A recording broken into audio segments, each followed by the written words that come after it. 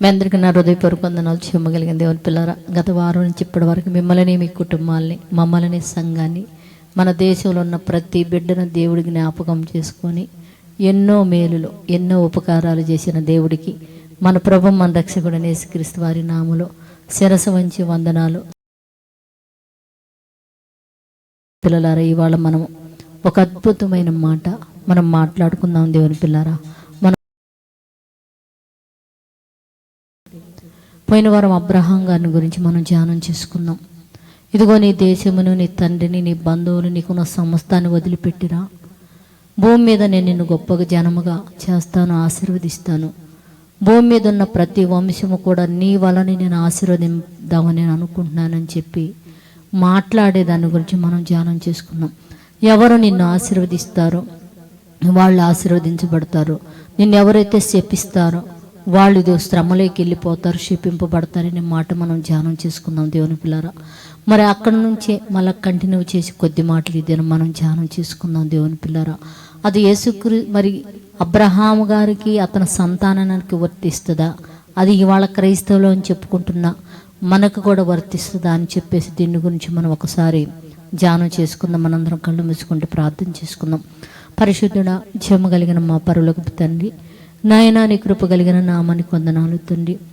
నీలివైన మాటలు మేము ధ్యానించుకోబోతుండగా తండ్రి, భూమి మీద ఉన్న ప్రతి వంశములో, ప్రతి కుటుంబంలో తండ్రి ఈ మాటలు వినగలిగే స్థితి బిడ్డలకి ఇవ్వండి, గ్రహించగలిగే హృదయాన్ని ఇవ్వండి, వాక్యానుసారంగా బ్రతకడానికి శక్తిని ఏంటి తండ్రి. నైనా బిడ్డలు కులపరంగా, మతపరంగా చెడ్డగా ఇట్ను గురించి దుష్టుడు వారిని ప్రేరేపించి తండ్రి మరణానికి తీసుకెళ్లే ప్రయత్నాలు చేసిన ఎడల అట్టు బిడ్డల మీద నీ ఆత్మను కుమ్మరించి నీ మాటలు వినగలిగే చెవి, గ్రహించగలిగే హృదయం, వాక్యానుసారంగా బిడ్డలు బ్రతకడానికి నిజదేవుడు నువ్వని తెలుసుకోవడానికి కృపను గురించి సహాయం చేయమని అడుగుతుందండి. చెప్పుతున్న నాకు కూడా పరిశుద్ధాత్మ శక్తిని అనుగ్రహించినైనా నీలమైన మాటలు చెప్పడానికి కృపను గురించి సహాయం చేసి నన్ను ఒక సాధనంగా పనిముట్టుగా వాడుకోమని మా రక్షకుడు నీ కుమారుడు యేసుక్రీస్తు వారి నామములో ప్రార్థన అడుగుతున్నాం తండ్రి, ఆమేన్. మీ అందరికీ నా హృదయపూర్వక వందనాలు తెలియజేసుకుంటూ, జీవగలిగిన దేవుని పిల్లరా, ఈ మాటలు నా మాటలు కావు. దేవుడు ఇవాళ జీవగ్రంథంలో ఉంచి ప్రపంచానికి లేదా దేశాలకి తెలియచేయాలని దేవుడే అనుకుంటున్నాడు కనుక ఇవాళ ఈ వర్తమానం మీతో మాట్లాడుతున్నాడు దేవుడని మీరు నమ్మాల దేవుని పిల్లారా. ఎందుకంటే దేవుడు కూడా ప్రపంచం నాశనమైపోతుంది, పాడైపోతున్నప్పుడు దేవుడు కూడా తన బాధ, తన వేదన, తన ప్రజలు ఏమైపోతారని వాళ్ళని గురించి కూడా దేవుడు మాట్లాడాలని అనుకుంటాడు. దేవుని పిల్లరా, మనం చూడగలిగితే దేవుని పిల్లరా, ఒకసారి మనం చూడగలిగితే మరి ఆదికాండం 18వ అధ్యాయము 17వ వచనములో సొదొమ గొమొర్రా పట్టణాలు అనే ఒక ప్రాంతం ఉంది. దేవుని పిల్లరా, అంటే సొదొమ గొమొర్రా అనే పట్టణాల్లో ఎవరు నివసిస్తున్నారంటే లోతు అనే ఒక నీతిమంతుడు, అంటే అబ్రహాముకు సంబంధించిన అతని అన్నయ్య కొడుకైన లోతు అనే ఆ ప్రాంతంలో నివసిస్తున్నాడు. ఈ లోతు ఈ ప్రాంతంలో నివసిస్తున్నప్పుడు ఈ సొదొమ గొమొర్రా చెడుతనం, పాపము బహు భయంకరమయ్యి ఆ రెండు ప్రాంతాలను దేవుడు ఏం చేయాలంటే అగ్ని గంధకాల గురించి గురిపించి చంపేసేయాలి, ఆ రెండు ప్రాంతాలను నాశనం చేయాలని దేవుడు నిర్ణయించుకున్నాడు. ఎందుకు ఈ రెండు ప్రాంతాలని నాశనం చేయాలని ఎందుకు దేవుడు నిర్ణయించుకున్నాడు అని మనం చూడగలిగితే దేవుని పిల్లరా, అది నాశనం చేయబోయే ముందు దేవుడు అబ్రహాం గారి దగ్గరికి వెళ్ళాడు. అసలు అబ్రహాం గారి దగ్గరికి వెళ్ళాల్సిన అవసరం ఏంటి దేవుడికి అని మనం చూడగలిగితే, దేవుడు ఒక వాగ్దానం చేశాడు అబ్రహాంతో. ఏమని వాగ్దానం చేశాడు తెలుసా? ఆదికాండం 12వ అధ్యాయంలో ఒక వాగ్దానం చేశాడు కదా. ఆ వాగ్దానం మళ్ళా దేవుడు జ్ఞాపకం చేసుకుంటున్నాడు. ఏమని అని మనం చూడగలిగితే 18వ అధ్యాయం 17-18 ధ్యానం చేసుకుందాం. అప్పుడు యెహోవా, నేను చేయబో కార్యం అబ్రహాముకు దాచెదనా? అబ్రహాము నిశ్చయముగా బలము కలిగిన గొప్ప జనమగును, అతని మూలముగా భూమిలో సమస్త జనులను ఆశీర్వదింపబడునని నేను చెప్పాను కదా. ఒక ఆశీర్వాదం, ఒక వడమడికి కూర్చుకున్నాం కదా, ఒక నిబంధన చేసుకున్నాం. భూలోకములో ఉన్న సమస్త వంశములు నేను అబ్రహాం గారి ద్వారా ఆశీర్వదించాలనుకున్నాను కదా, మరి ఆశీర్వదించాలనుకున్నప్పుడు నేను చేయబోయే కార్యం అబ్రహాంకు దాయటానికి వీల్లేదు, ఇది అబ్రహాం గారి దగ్గరికి వెళ్ళి చెప్పాల్సింది ఈ సంగతి అని చెప్పేసి, మరి అబ్రహాం గారినే ముందు అబ్రహాం గారి ద్వారానే భూమి మీద సమస్త వంశములు ఆశీర్వదించాలనుకున్న దేవుడు నాశనం చేయబోయే ముందు కూడా అబ్రహాం గారికి ఇది దాయటానికి వీలే చెప్పాలని అబ్రహాం గారి దగ్గరికి వెళ్ళినట్టు అబ్రహాం గారు ఒక మాట అంటున్నాడు. ఏమని? అక్కడ ఒక 50 మంది నీతిమంతులు కనపడితే దానిలో ఉన్న 50 మంది నిమిత్తం ఆ పట్టణాన్ని నువ్వు కాపాడవా దేవా అని అడుగుతున్నాడు. అంటే ఈ సొదొమ గొమొర్రా పట్టణాలు నాశనం చేయడానికి వెళుతున్నాను అబ్రహాం అన్నప్పుడు, అదేందయ్యా 50 మంది నీతిమంతులుంటే ఆ పట్టణాన్ని నువ్వు కాపాడవా అన్నాడు. 50 మంది ఉంటే నేను ఎందుకు కాపాడిన? అబ్రహాము తప్పకుండా కాపాడుతున్నాడు. అంటే అబ్రహాంకి అర్థమైందంటే 50 మంది లేరని అర్థమైంది. పోనీ ఇంక అక్కడి నుంచి బేరం ఆడుకుంటూ 10 మంది దాకా వస్తే 10 మంది కూడా అక్కడ నీతిమంతులు లేనట్టుగా మనకు కనపడుతున్నాడు దేవుని పిల్లరా. అంటే 10 మంది కూడా నీతిమంతులు, దేవుని నమ్మి దేశాల కోసము బ్రతికే వాళ్ళు, దేశాన్ని గురించి మొరపెట్టేవాళ్ళు 10 మంది కూడా అక్కడ లేని పరిస్థితి కలిగినప్పుడు బహు పాపం విస్తారం అయిపోయింది, బహు ఘోరం అయిపోయింది. కనుక ఆ పట్టణాన్ని లేపేయాలని దేవుడు ఒక నిర్ణయాన్ని తీసుకున్నాడు. మీరు అనుకోవచ్చు, ఏందండి ప్రార్థన చేసేవాళ్ళు నీతిమంతులు లేకపోతే పట్టణాన్ని దేవుడు తీసేస్తాడా, చంపేస్తాడంటే, ఒక్క నీతిమంతుడైన ఒక్కడే ఎవరున్నారంటే లోతు ఆ పట్టణంలో ఉంటే ఆ పట్టణం పరిస్థితి ఎలా ఉందో దేవుని పిల్లారా, ఈ దినము భారతదేశం పరిస్థితి కూడా ఇలాగనే ఉందని మీరు నమ్మాలా. ఇవాళ భారతదేశం పరిస్థితి కూడా ఎంత భయంకరమైన స్థితికి దిగిపోతుందని దేవుని పిల్లారా మీరు నమ్మాలా. ఒక్కసారి మీరు చూడగలిగితే ఆదికాండము 19వ వచనంలో ఇక్కడ మనం చూడగలిగితే, మరి లోతు సాయంత్రము సొదొమ గొమొర్రా గవిని దగ్గర సాయంత్రం కూర్చొని ఉన్నట్టు రాత్రి వేళ ఒక నీతిమంతుడు చక్కగా ఎక్కడన్నా ప్రార్థన చేసుకుంటాను, ఏమంటే మందిరంలో కానీ లేకపోతే ఇంటిలో కానీ కుటుంబంతో కూర్చి ప్రార్థన చేసుకుంటూ దేవుణ్ణి స్తుతిస్తుంటాడు. కానీ సొదొమ గొమొర్రా పట్టణాలు గవిని దగ్గర లోతు కూర్చొని ఉన్నాడంట. ఎందుకు కూర్చోవలసిన అవసరం ఏంటంటే ఆ ఊరు భయంకరమైన పరిస్థితిలో ఉంది. అంటే చిన్నల మొదలుకొని, అంటే చిన్న పిల్లల మొదలుకొని ముసలోళ్ళ వరకు సాయంత్రం ఏ ఆడద దొరికిద్దా, ఏ విధంగా ఎవరిని అనుభవిద్దామనే పరిస్థితుల్లో ఆ ప్రాంతాలు ఉన్నాయి దేవుని పిల్లరా. అందుకనే తెలియక ఎవరైనా ఈ ప్రాంతానికి కొత్త వారు వస్తారేమో, రాగానే వారిని తీసుకెళ్ళి నా ఇంటికాడ పెట్టుకొని రేపు పొద్దున్నే వాళ్ళ దోవన వాళ్ళు పంపిద్దామని చెప్పేసి సొదొమ గొమొర్రా పట్టణాల దగ్గర లోతు కాసుకొని ఉన్నాడు దేవుని పిల్లారా. కానీ సొదొమ గొమొర్రా పట్టణాలు నాశనం చేసి అగ్ని గంధకాలు కురిపించడానికి ఎవరు వచ్చారు తెలుసా? దేవదూతలు వచ్చారు. ఎందుకంటే లోతుని ఏ విధం చేతైనా నీతిమంతుడైన లోతును బయటకు తీసుకెళ్లాలా, సొదొమ గొమొర్రా పట్టణాలు నాశనం చేయాలని వాళ్ళు వచ్చారు.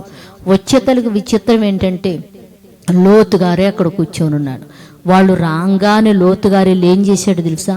సాష్టాంగ నమస్కారం చేసి, వాళ్ళు దేవదూతలు అనే సంగతి లోతు గారికి తెలీదు, సాష్టాంగ నమస్కారం చేసి, అయ్యలారా మీరు దయచేసి మీరు మీ దాసుని ఇంటికి వచ్చి ఈ రాత్రి ఎల్లపుచ్చండి అయ్యలారా, మీరు ఏమంటే కాళ్ళు కొడుకొని ఇదిగో పెందల కాండి లేచి మీ దోవను మీరు పోవచ్చు, కొంచెం ఆతిథ్యం తీసుకొని ఈ రాత్రి నా ఎద్దు ఎల్లబుచ్చండి అంటే వాళ్ళు అంటారు, వద్దు మేము ఇక్కడే ఉంటాము ఈ రాత్రిలో. పూర్వకాలంలో ఏం చేసేవాళ్ళు అంటే దేవుని పిల్లారంటే, పాత రోజులు ఇప్పుడంటే బస్సులని, ఆటోలని, రిక్షాలని, బండులని ఇవన్నీ ఉన్నాయి.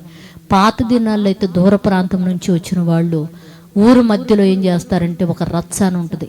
ఆ రచ్చకాడ ఏం చేస్తారంటే చిన్న పిల్లలను తీసుకొని నడిచిపోతావు, ఏ ఊరికి వచ్చేటడికి ఆ ఊరు పొద్దుకోకుండానే అందరు కలిసి అక్కడ ఆ ఊళ్ళో రచ్చ మీద పండుకొని ఊళ్ళో 4 ఇళ్ళు తిరిగి అమ్మలారు, పెద్ద బాగా ఉన్న వాళ్ళ ఇళ్ళు ఎవరో కనుక్కొని ఆ ఇళ్ళకి వెళ్ళి, అమ్మ దూర ప్రాంతం వచ్చారమ్మ, పిల్లలు ఇంతమంది మేము ఉన్నామమ్మ, కాస్త అన్నం పెట్టండి అమ్మంటే వాళ్ళు కాస్త అన్నం కూరబెట్టి మజ్జిగ పోస్తే ఆ రాత్రికి తిని వాళ్ళు పొద్దునే మళ్ళా పెందల కడలేసి వెళ్ళిపోతూ ఉండే దినాలు దేవుని పిల్లారు అవి. ఇప్పుడు కాలం వాళ్ళు తెలియదు కూడా, చూడలేదు కూడా. అవి మాకు చిన్నప్పుడు అప్పుడు ఈ కార్యక్రమాలు జరిగాయి. ఎందుకంటే వాళ్ళం కనుక ఇవి జరిగేవి మేము చూస్తూ ఉండేవాళ్ళం దేవుని పిల్లరా. అలాగని మరి ఈ లోతు దగ్గరకు వచ్చినప్పుడు కూడా దేవదూతలు మేము ఈ రాత్రికాలం మేము ఇక్కడే ఉంటామన్నప్పుడు అప్పుడు లోతు గారు అన్నారు, అయ్యలారా మీరు అట్ట అనొద్దు, ఆయన బలవంతం చేశాడంటే మీరు ఏమనుకోవద్దు ఈ రాత్రికాలం. ఎందుకు రాత్రి వాళ్ళు అక్కడుంటే సొదొమ గొమొర మనుషులు మంచోళ్ళు కాదు వాళ్ళు కనుక వీళ్ళని ఏమి చేస్తారో ఎట్లాగని వీళ్ళని రక్షించి కాపాడి పొద్దున్నే వారి దోవనాలను పంపించాలని భయముతో గమిడి దగ్గర అంటే ప్రార్థన చేసుకొని ఇంట్లో ఉండాల్సిన లోతు గారు ఒక రకమైన భయముతో తెలియకుండా ఈ ప్రాంతానికి ఎవరైనా వస్తాడు జీవితాలు నాశనం చేస్తారు ఈ ఊళ్ళోళ్ళు కనుక వీళ్ళని ఏ విధంగా రక్షించి బయటికి పంపించాలని ఒక ఆలోచనతో గవని దగ్గర ఉండేవాడు దేవుని పిల్లారా. ఎప్పుడైతే ఈ గవని దగ్గరికి వచ్చినప్పుడు వాళ్ళని మిక్కిరి బతిమలాడి తన ఇంటికి తీసుకెళ్ళాడని తెలిసిందా కింద భాగంలో చదివితే దేవుని పిల్లారా, సొదొమ గొమొర మనుషులంట దేవుని పిల్లలారా, వాళ్ళు పనుకోక మునిపే ఆ పట్టణస్థులు అనగా సొదొమ గొమొర పట్టణస్థులు బాలురు అంటే చిన్నపిల్లలు మనం ఈ మధ్యన చూసాం దేవుని పిల్లరా. ఒక 9-10 సంవత్సరాల పాపను తీసుకెళ్ళి ముగ్గురు అంటే 7th 8th 9th చదువుతున్న పిల్లలు వార్తల్లో మనం చూస్తున్న ఇప్పటికీ గొడవలో ఉంది. ఆ పాపని భయంకరంగా రేపు చంపేసి వాళ్ళ పెద్దోళ్ళు తీసుకెళ్ళి కాలువలో వేశారని కాల్చేశారని కృష్ణా నదిలో వేశారని లేదు బలి ఇవ్వటానికి ఆ పాపను తీసుకెళ్ళి ఎక్కడో దాశారని చెప్పేసి భయంకరమైన మాటలు మనం వింటున్నాం దేవుని పిల్లలారా. ఇంకో రెండోది ఏం చేస్తున్నారు, గేదెని గంజాయి అని మొందని తాగి గేదెన రేపు చేయటం ఏంటండి. మొన్న ఈ మధ్యన మరి ప్రేమ అనే పేరుతో లాడ్జికి తీసుకెళ్ళి ఆ బిడ్డనిద్దరు అనుభవించి మళ్ళా చనిపోదామని చెప్తే ఫోటోలు తీసేవాళ్ళు సముద్రం ఒడ్డును వాళ్ళు తీసుకెళ్ళి అనుభవించి ఇవాళ ఒక చిన్న పిల్లడి ముసలి వయసులో ఉన్న తండ్రి లాంటి తాత లాంటి వాడు అనుభవించడం ఇవన్నీ చూంచుతుంటే దేవుని పిల్లరా ఒకనాటి సొదొమ గొమొర పట్టణాలే మనకు జ్ఞాపకం వస్తుంది.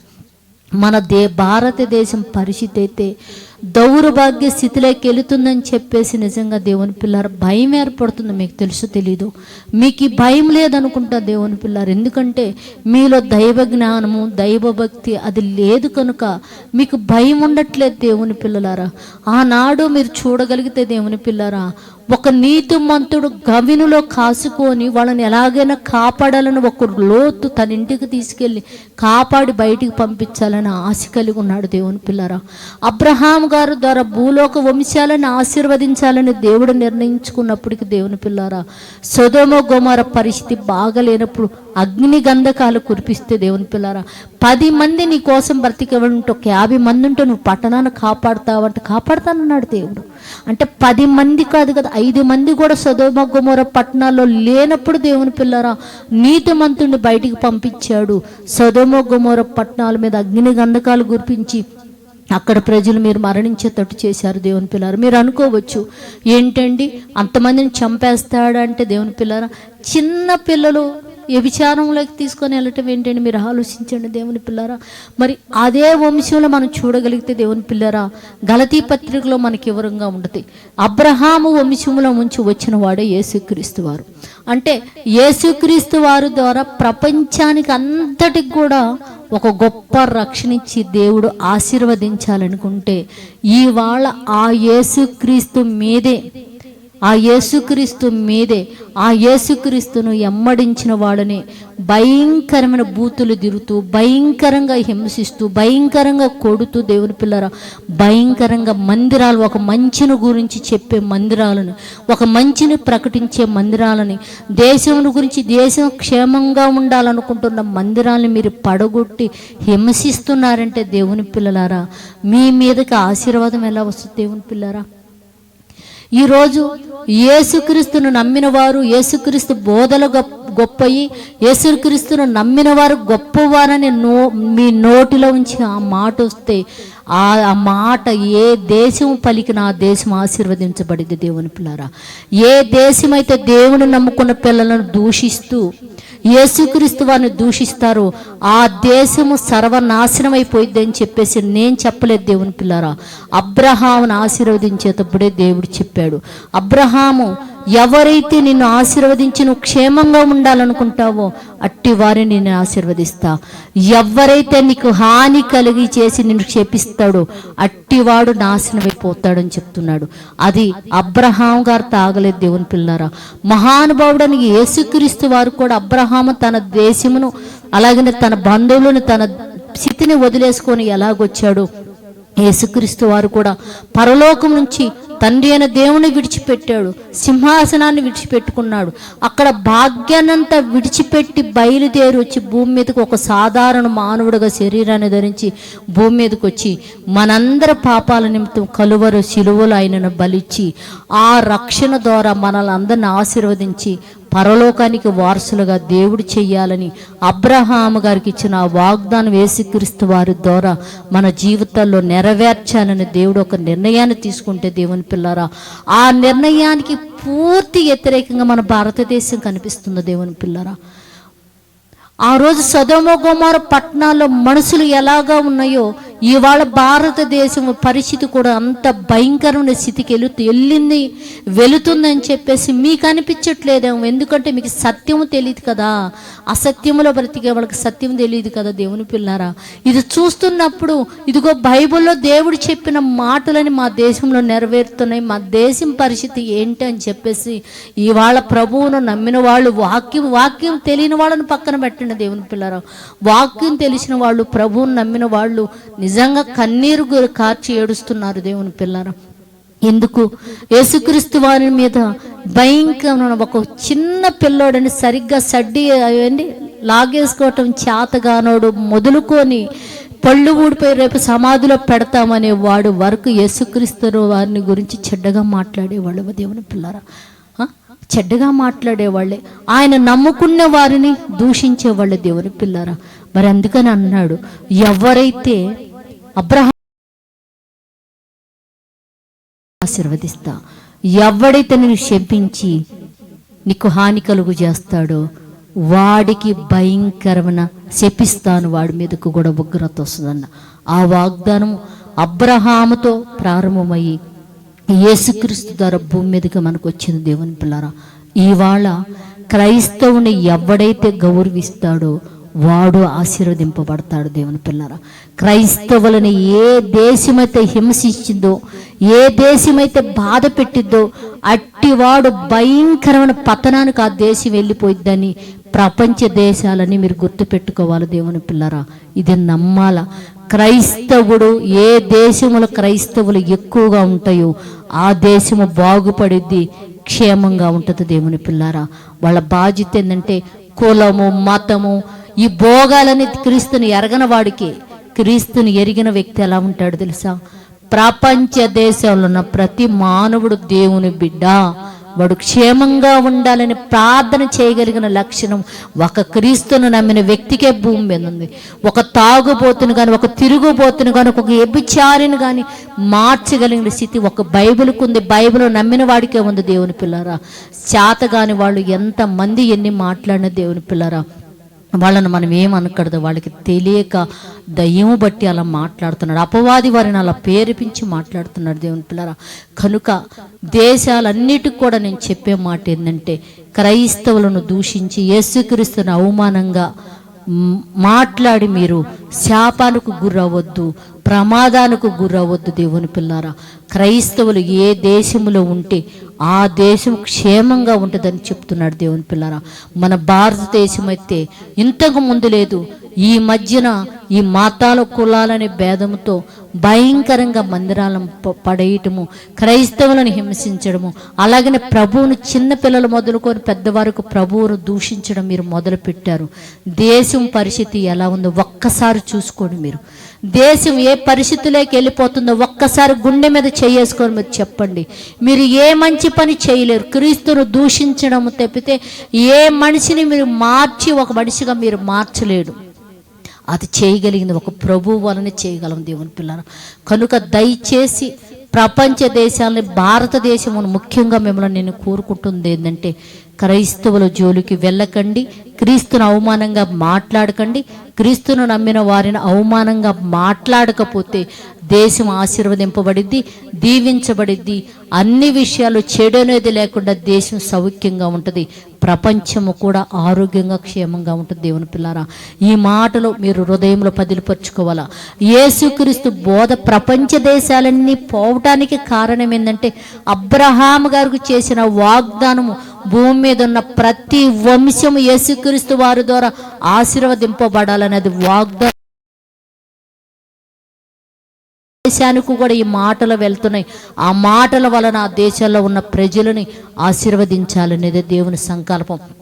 ఆ సంకల్ప మార్గం ప్రపంచం అంతా ఈ మాటలు వెళ్తున్నాయి. కాదు నువ్వు నేనేదో మోసుకెళ్తే ఎందుకు మన భారతదేశంలో ఉన్న సిద్ధాంతాలను ఏ దేశాలకు మోసుకెళ్ళని చూద్దాం. మీకు పోదు, ఎందుకంటే అది దేవుని సంకల్పం కాదు కదా.